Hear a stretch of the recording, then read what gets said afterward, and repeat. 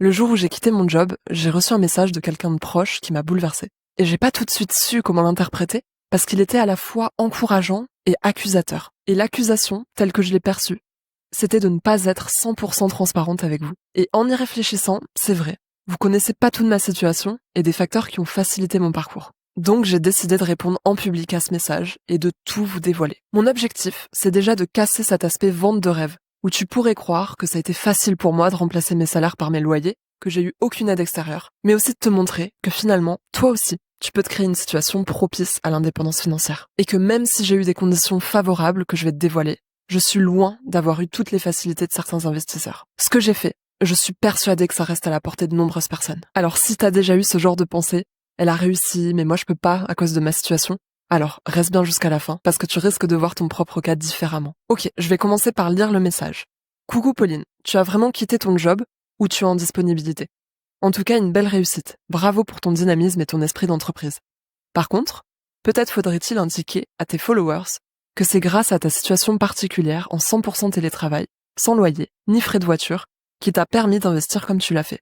Car honnêtement, peu de personnes sont dans ton cas. On va revenir point par point sur ce message, et je vais tout avouer en toute transparence. Au début, j'ai été un petit peu déçue de lire ça. Pas parce que c'était méchant, je pense vraiment que ça a été écrit avec bienveillance, mais tu sais ce petit sous-entendu que, en fait, si j'ai réussi, c'est pas vraiment grâce à moi, c'est grâce à ma situation.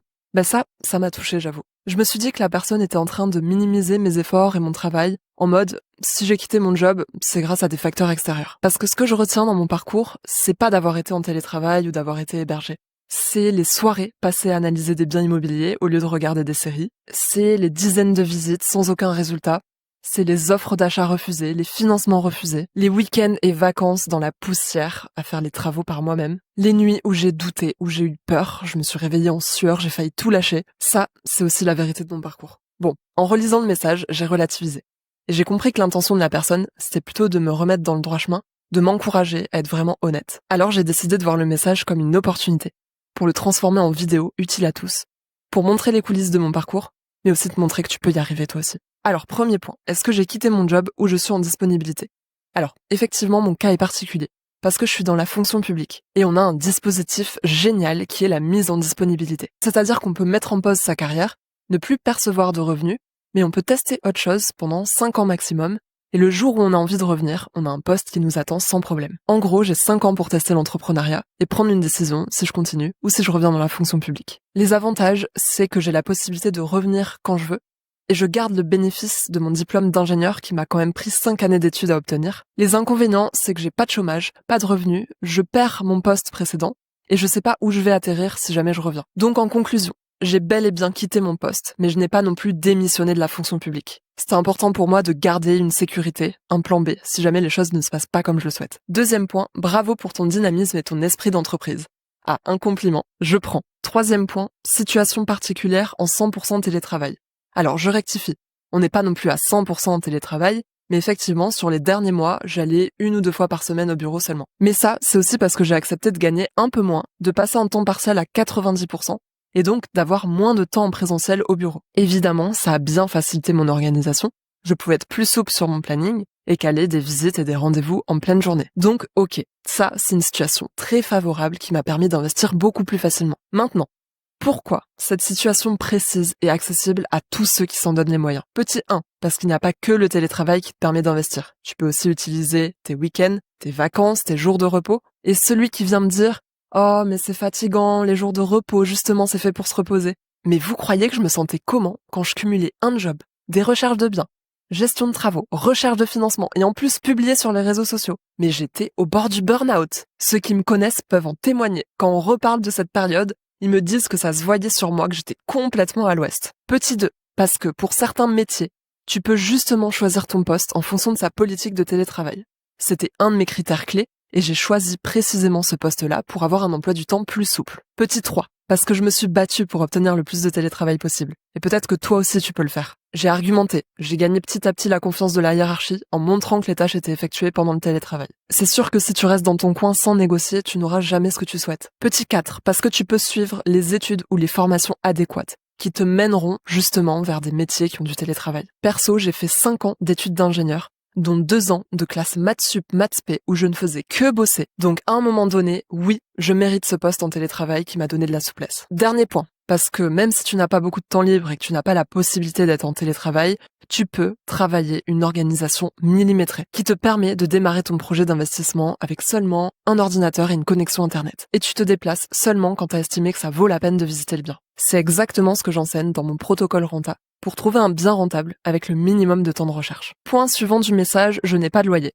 C'est exact, je n'ai pas de loyer, je suis hébergée gratuitement par ma mère. Alors oui, je remercie énormément ma mère qui me permet d'économiser un loyer chaque mois. Par contre, il faut savoir que ça ne change absolument rien au niveau des banques, parce qu'elles prennent dans tous les cas un loyer fictif. Quand j'allais voir les banques, elles me disaient « Oui, mais vous n'allez pas rester indéfiniment chez votre mère, à un moment donné, vous allez déménager, donc vous allez devoir payer un loyer. Donc, on va l'ajouter dans le calcul d'endettement. » Donc oui, certes, cette situation m'a permis de mettre de côté chaque mois, mais elle n'a pas facilité mes démarches auprès des banques. Maintenant, pourquoi ce genre de situation peut être accessible pour toi aussi? Parce que tu peux aussi demander à ton cercle familial si quelqu'un est prêt à t'héberger plusieurs mois, le temps que tu mettes de côté et que tu commences à investir. Tu peux toujours proposer un service en échange, comme veiller sur une personne âgée, garder des enfants, préparer les repas, etc. Une autre idée, c'est que parfois dans les maisons familiales, il y a des dépendances qui sont pas forcément exploitées, et qui pourraient être transformés en logement. Par exemple, des combles, un garage, un atelier, une dépendance au fond du jardin. Tu pourrais proposer de la rénover et d'y habiter quelques mois. Bon, pour ceux qui n'ont pas cette opportunité, vous pouvez très bien vous trouver une location très peu chère.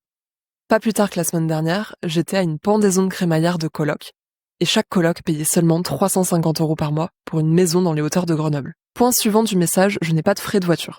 C'est vrai, dans le sens où je n'ai pas eu à acheter moi-même de voiture. Par contre, évidemment que je paye les charges d'entretien, de réparation, l'assurance, l'essence. Et là, c'est encore une fois ma mère qui m'a permis de profiter de sa voiture le temps de son poste à l'étranger. Là, je dois quand même avouer que je dois beaucoup à ma mère. S'il y a bien une aide extérieure déterminante, c'est la sienne. C'est mon avantage injuste, comme on dit. Mais je suis persuadée que chacun a le sien. Et comme je vais le dire à la fin de cette vidéo, j'ai aussi eu de nombreux inconvénients. Alors, pourquoi tu peux toi aussi limiter les frais voiture? Parce que sans parler d'obtenir une voiture gratuitement comme moi, tu peux très bien avoir des véhicules d'occasion à 2000 €, 3000 € qui marchent très bien. Il faut savoir que je roule en vieille Clio, et si j'ai eu cette situation, c'est aussi parce que j'étais ok de me contenter d'une voiture basique. Et d'ailleurs, je pense qu'une voiture chère, c'est une grave erreur quand on cherche à développer un patrimoine, parce que c'est un passif qui coûte cher en entretien, qui perd de la valeur tous les mois. Alors autant garder cette somme pour un apport immobilier. Une astuce pour rentabiliser l'achat de ta voiture, tu peux la louer quand t'es pas là. Sur des sites comme GetAround, j'ai une amie qui fait ça et ça se passe très bien. Le point suivant du message, c'était que peu de personnes sont dans mon cas. Ok, mais je rappelle quand même que je gagnais 2400 € net par mois, ce qui est déjà pas mal bien sûr, mais certaines personnes ont des revenus bien supérieurs et l'investissement leur est facilité. Ensuite, il faut savoir que j'étais toute seule sur la plupart de mes investissements. Ma mère s'est associée avec moi sur quelques biens, mais c'est moi-même qui ai géré toutes les étapes. Alors que certains sont à deux, que ce soit en couple, en association, et ils peuvent se partager le travail, se compléter, se soutenir. Ensuite, je ne suis pas du tout issue du domaine du bâtiment, je ne comprenais rien aux travaux au début, alors que pour certains c'est leur métier et ils savent exactement comment analyser un bien, chiffrer les travaux, gérer des artisans, et surtout ils peuvent le faire eux-mêmes bien plus rapidement que moi et à moindre coût. Ok, peut-être que toi, t'es pas en télétravail, que ton job te prend énormément d'énergie. Peut-être que tu payes un loyer assez cher, que t'as pas d'épargne, que t'as des enfants à charge. Je vais pas te mentir, ce sera plus dur et plus long. Mais je veux te dire un truc important. C'est pas ta situation de départ qui détermine si tu vas réussir, c'est ce que tu fais avec. Parce que je t'assure que j'ai vu des gens réussir avec un SMIC, des enfants en banlieue. Et par contre, j'ai aussi vu des gens galérer alors qu'ils avaient 100 000 € d'épargne. Tout ça finalement, c'est pas une histoire de situation parfaite. C'est une histoire de vision, de confiance, de résilience. Alors oui, j'ai eu un contexte favorable qui m'a permis de démarrer. Mais ce qui m'a emmené là où je suis aujourd'hui, c'est pas seulement le contexte, c'est les choix que j'ai faits. Et ce sont ces choix-là que j'enseigne aujourd'hui. Pas pour te vendre du rêve, mais pour te dire que toi aussi tu peux réussir, quelle que soit ta situation de départ. Même avec tes contraintes, même avec tes doutes. Alors, pas en copiant mon parcours, mais en créant le tien, à ton rythme, avec tes forces, avec tes moyens, mais en passant à l'action. Si cette vidéo t'a parlé, t'a touché, t'a fait réfléchir, dis-le moi en commentaire. Et surtout, rappelle-toi, on n'a pas besoin d'une vie, d'une situation parfaite pour réussir. Juste de faire le meilleur possible avec ce qu'on a. À très vite, c'était Pauline.